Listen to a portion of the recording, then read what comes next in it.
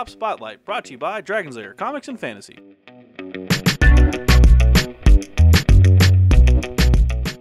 Hey everyone, I'm AdamHarry from Bell Blah Souls Tabletop News with Evan from Dragon's Lair Comics and Fantasy. And we're back with another Tabletop Spotlight. Evan, you brought a massive game today. What is this? It's a little hefty. It's got a lot in it. So this is Gaia Project. Gaia Project. It is a spiritual successor to Terra Mystica. Okay. Terra Mystica is a really popular game. However, the publisher has decided not to print it anymore. So it is no longer available through the first-person market or second-party market.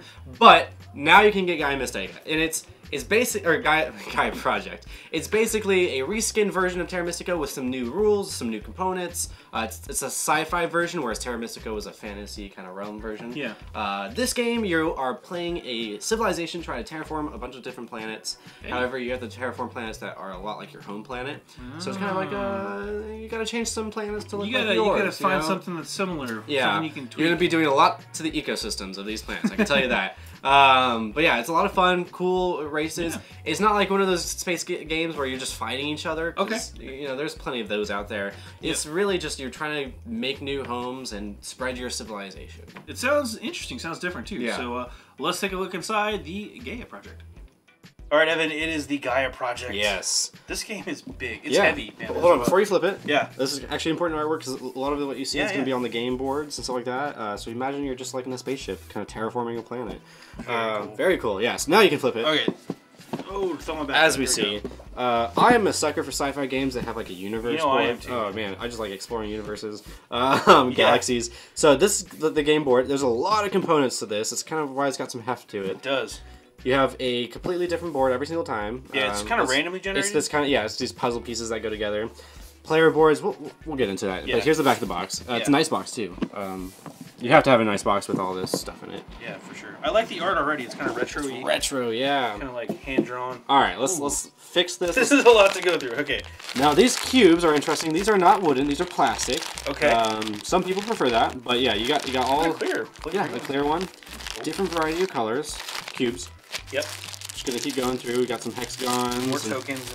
And tokens, yeah. I mean, we saw in the back of the box, there's a ton of these. A lot of stuff, yeah. There's another set. These are different types of resources or markers or what have you. You do have minis. I'm gonna take one of these, actually. We have a bunch of extra baggies as Evan's doing that. That's, thank goodness. Thank you, Z-Man Games. That's fantastic. Minis with cities on them. Here, let's open yeah, why not? Here, you just pop one of these real quick. Cool. You can kind of see. Don't do that. These are, again, they're plastic. It's kind of a softer plastic. It's not like super hard plastic. It's like Twilight Imperium 3rd edition plastic. Yeah. Yeah. Which isn't bad. It's just a different style. Kind of, they're a little, not soft, but it's like, squishy? It's definitely not. Oh yeah. Definitely not that super hard model plastic. They're not going to break easily. Yeah, they're not going to break. They got these crazy buildings and stuff. I don't even know what this does, man, but it looks cool. We have small deck of cards. There's not a lot of cards involved in this game. That's one of the things that they actually advertise about this game and Terra Mystica. It's very strategy based. There's very little luck involved in this game. And one of the reasons is there's no dice, as we can see. Yep. There's also very little cards, so there's not like a luck of a draw or anything like that. Right. It's very, very strategy based. There is luck in the kind of setup and how it is, but there's some randomness in the setup. But yes. Basically, like the strategies that you're going to try to execute. Not luck based. Not luck based. It's very strategy based. We have the different races. There's the Terrans. They are all going to have different starting planets. This one is a blue planet, so you're going to be trying to terraform blue planets. Makes sense. Yeah. I don't think they have different... They do have slightly different abilities. Different abilities, yeah. What these mean. But we'll have to look that up. But yeah, so we have the Terrans, the Taclons, which are bug dudes. It looks like, just real quick too, it looks like the top ability here is different. It is different, but the base ability and the boards are the same. It does look like that. These are going to be a little different too. Yeah, that might be their starting zones or something. That's probably what it is, yeah. If I had to guess, I haven't played the game yet. Right, we haven't played the game yet, but Taclons, Xenos, Thorax, the Geodins, the Hatch... Idars. Oh man, these are the guys from Falco. Oh, yeah. From Star Fox. Itars. Yeah. And then we have this big board here. Big board. It's not that. It's actually not that big, but... No. Here's one side. Oh, that's cool. Cool artwork on that side. This is the back of it. Yeah. Point out all the different races that you can play in this game. This would make a cool poster. Just FYI. Oh, we actually didn't look at this. I was gonna say, wait, that's all the races? I was about to say, there's some guys here. Because... double-sided. They're double-sided. So this is a, I think, 6 total player game. So there's always going to be at least one race out. But these are double-sided, so there's going to be different races. It's the Nebulas. The Ivits. Ivits. They're like bug robots. I like it. We have Ball Tax. I'm just going to flip these over. We have the Lantids, the Amboss, the Gleams. They're like robots. My favorite is the Beast Gods.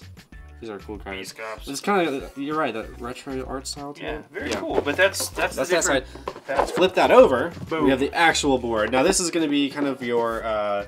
this is the scoreboard.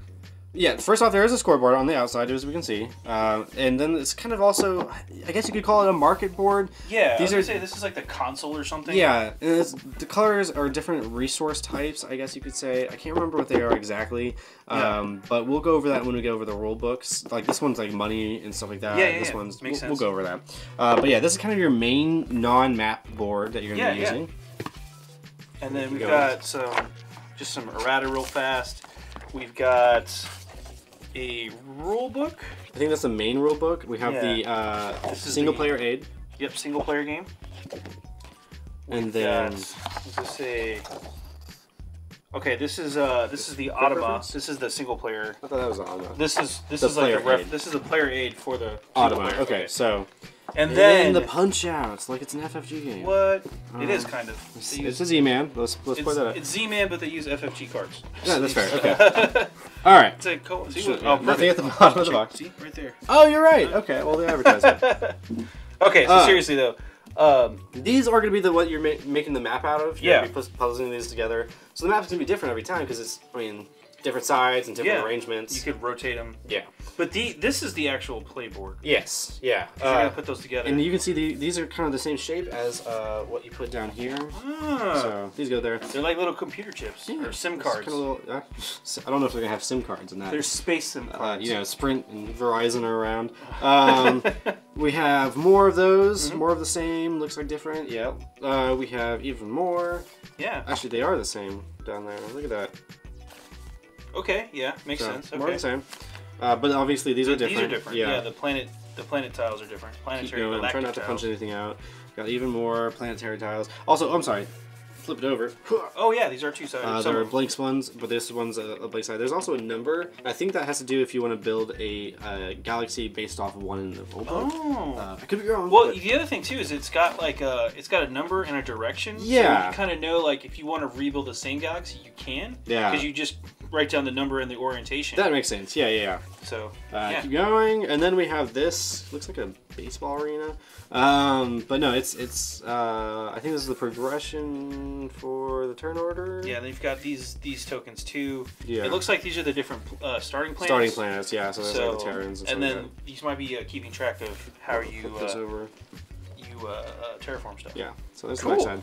So that's all the components. I like this art style. To Gaia Project. Let's cut real fast. We're gonna pick this stuff up and then we'll look at the rules. Sounds good. Okay, so we've got the two separate sets of rules. And again, you've got the kind of automated opponent version and then the rules for a big player. And it actually says here, this is for when you don't have time to get your gaming group together. They've got you covered. You can play it. So I love games that have a solo variant. Yeah, and that's one of these. So it's a 1 to 6 player game. That's the one part. Yeah, it doesn't follow the normal rules. It does say that up front. Yeah. We won't go through all this stuff just because this is for the single player stuff. But it does come with a really handy player aid, and it has all of the factions and stuff on there. So that's to keep you covered there. So this is the main rules. Excuse me. You're excused. So table of contents real fast. We're going to just run through the... So this is going to be very familiar for people who have played Terra Mystica before. It's the same system with a different skin and a few other things added on. But again, very similar to those who played Terra Mystica. And we kind of went through all these components already. Yes. So we saw those things. Those are tech tiles. Tech tiles. Okay, that makes sense. Scoring tiles. 7 double-sided faction That was a boards. scoring board that we saw that looks like a scoreboard. aerial view of an arena. It did. But yeah. Space texture tiles. Yeah, we covered all this stuff. So keep going here. This is a quick setup. Solid state, outline side. This is for Number of players, maybe? Yeah. Set it for 3 or 4 players, 1 to 2 players. Yeah. So again, you can follow these. These are the recommended setups, I would say. Yeah. But if you want to, I don't see why you couldn't randomize it. I don't see why not either. I mean, it'll definitely change up. Yeah, it might slightly unbalance things, but that might be a challenge, you know. Yeah. So I like randomizing. Yeah, I'm down. Let's get crazy. All right. Once you buy it, it's your game. You do You're right. I do whatever I want. So we have how to set up the research board and Federation tokens. Okay. Don't quite know what those do, the Federation tokens. Yeah. Well, that's because we don't know how to play yet. Let's keep going. Scoring board, go around. It's a victory point game. Did it not say it at the very beginning? No, it didn't. Okay. It's going to be at the end. Why don't we skip to the end? Yeah. Real quick. We want to know how to play, how to win before we know how to play. There are 24 pages, including the reference at the back. Okay. Including the 2 reference appendices. Appendix, yeah. And the 4 appendices. Game end and scoring. All right. So. It is a VP game. You're looking for highest VPs at the end. Yes. So and then it's for each scoring tile on the scoring board, players. Okay. So there are several ways. So real quick too. Game ends after round 6's action phase. It's followed by final scoring. So it's going to go over all of the scoring. You get points for highest ranked player against 18 VP on down, and then it also is whoever owns the most structures, who lost Penance Mines. Yeah, these are the ways you can get those victory points by having those also tiles. Research. There you go. This is for level 3, 4, and 5 research. You get a VP for that. You also get 1 VP for every 3 credits, knowledge or you have in any combination. So that's kind of nice. That's helpful, yeah. And the winner is obviously whoever has the most VP victory points. Yeah. Yeah. All right. So that's the goal. That's what we're trying to do. That should inform some of these options here that we're going through. Yeah. So it goes over how to choose a faction.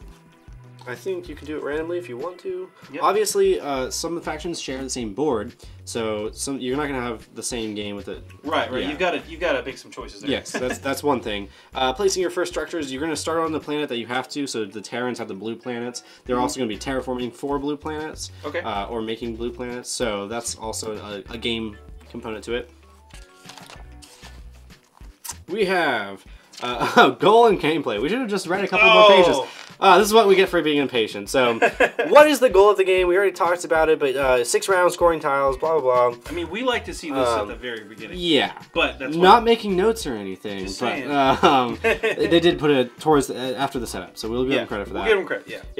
Yeah. So it does go over the different ways of victory points. It is there's no combat involved or anything like that. You're building a tech tree or you're terraforming planets. You get victory points for having the most planets, stuff like that. So in a lot of ways, too, this feels like an engine building game. Oh, yeah, for sure. Because you're trying to build your engine to do things the fastest, most efficient way to beat everybody out and get more VPs than everybody else. I agree, yeah. Because there's also resources involved and everything like that. All right, so we have the power cycle. Yeah, it looks like you're going to be charging power and then spending that power to do stuff. Again, that's where that engine building cycle comes in. So this is going to go every phase of each of the 6 rounds. You're going to get income, the Gaia phase, which I think is the terraforming part. You're going to do your actions. Now, we saw the reference card earlier. That's going to have all your actions you can do. But it goes over further. You can build a mine. Okay. You can start a Gaia Project. Yep. Upgrade existing structures. Sounds very similar to people who play like sci-fi empire building games. Yeah. Form a federation. Research progress. You also get victory points through the research, so that's important. Yep. Special actions. Pass. You got to be able to, Or free actions. Yeah. And then passive action, which is like charging power and stuff like that. And then it's the last phase 4 cleanup. So it's a very straightforward game. There's a lot of variety and a lot of options for you, and there's a lot of different ways to get victory points. Which is something I really like. Curious to see how many actions do you get per turn? Because we looked at that. You've got income actions. Yeah. Yeah. You go clockwise, take turns with a single action. This continues until all players have taken the path. So it's actually you're going to keep going until it's a lot like terraforming Mars. So it's just everyone goes until either they run out of resources or they don't want to make an action. Yeah. So that's pretty cool. So you'll get the flow. I feel like this game, it looks like there's a lot of rules. No. But you're going to get into the flow of the game, and once you get going, it'll the pace. And that's the case with a lot of games like this. Oddly enough, a lot of sci-fi games like Terraforming Mars or Twilight Imperium. Yeah. They seem like a lot of rules, but once you get into it, like you said, it'll goes. kind of explain stuff as you need it versus like having to memorize the entire rulebook before you can play, which is kind of cool. We already saw this sheet. Yeah, there it is. Yeah, there you go. And then you obviously, a lot of rulebooks have these advanced setups now, if you want to make it challenging, or just a variation on the game, which is really cool. Oh, look, it talks about variable game boards. Yeah, which we kind of mentioned. Yeah, so one of them is you can just randomly place all the space sector tiles. Yeah. Really cool. Appendices, we have different symbols, everything like that. Keep going. And then real quick too, that's pretty much all for the rulebook. They did have a quick rulebook correction thing that they printed which out. is awesome, just, just some stuff they may have noticed after the printing, which is, I'm glad they acknowledged it and fixed it. So oh yeah, for sure. That's super cool. It saves them money too, which I'm down for. And then at the back we have more symbols and everything like that. So it seems like a lot, but it's not too bad. Yeah, this one seems pretty interesting. And again, it's not a super violent space combat game. You're terraforming. You're building. You're just wiping out all the life on one planet. Yeah, you are destroying a lot of life forms to make your own, but whatever. Hey man, it's the Gaia Project. Yeah. Anyway, let's hop out for a really fast recap. Well, that was the Gaia Project. Yeah. Very cool stuff, man. Yeah. A lot of components, but a lot of stuff in there. Yeah. I like that it's kind of that galactic overlord kind of feel. Yeah, and the map's really cool. It's procedurally generated. It's totally different every time. You're actually colonizing stuff. You're not just doing war, which adds a lot of variety because then also you have all these civilizations with their different abilities. But like I said earlier too, it's not a game where you're just fighting each other in the universe. You're just kind of expanding. It's kind of. I think a lot of folks are going to be like, is this Twilight Imperium or is this something else? And to be fair. It is not like that in terms of like the space combat and things. You are totally. It is accurate. A big game. It's not 4 to 8 hour long game like Twilight Imperium, but it is a big game and it's this cool art. Yeah. Retro art style. But yeah. It's just a different vibe, right? It's a little. It is more relaxing. I think. Yeah. It's not quite as. And it's great for people who have played Terra Mystica before and want to play something similar, but don't want to get too far away from it, or people who didn't have a chance to play Terra Mystica. They can come and play a sci-fi version. Definitely in the same vein. So that's awesome. Let's quit gushing about Gaia Project. And crunch some numbers on this one real fast. Okay. All right, so this one again is from Z-Man Games. It's kind of the spiritual successor to Terra Mystica. What is the number of players on this one? 1 to 4 players. Okay, and it is 14 and up, just because there's some complicated kind of strategy. It's complex, sure. Yeah. And then what's the runtime on this one? It's been an hour to an hour, or 2.5 hours. Yeah, 60 to 150 minutes. 50 minutes. An hour to 2.5 hours ish. Right. Probably depends on your skill level and how many times you played and how many players you have, obviously. And then what is the price point on this one? $99.99. Okay. So it's expensive. It's an investment, but this is a big game with a lot of replayability and a lot of components too. So for sure, go check it out. Is this one brand new? Brand new, just came out. Sweet. It's in stores right now. Go check it out. That is the Gaia Project. I'm AdamHarry from Bowls. I'm Evan from Dragon's Lair Comics and Fantasy. And this has been another Tabletop Spotlight. Thanks again for watching. Tabletop Spotlight brought to you by Dragon's Lair Comics and Fantasy. Thanks for watching.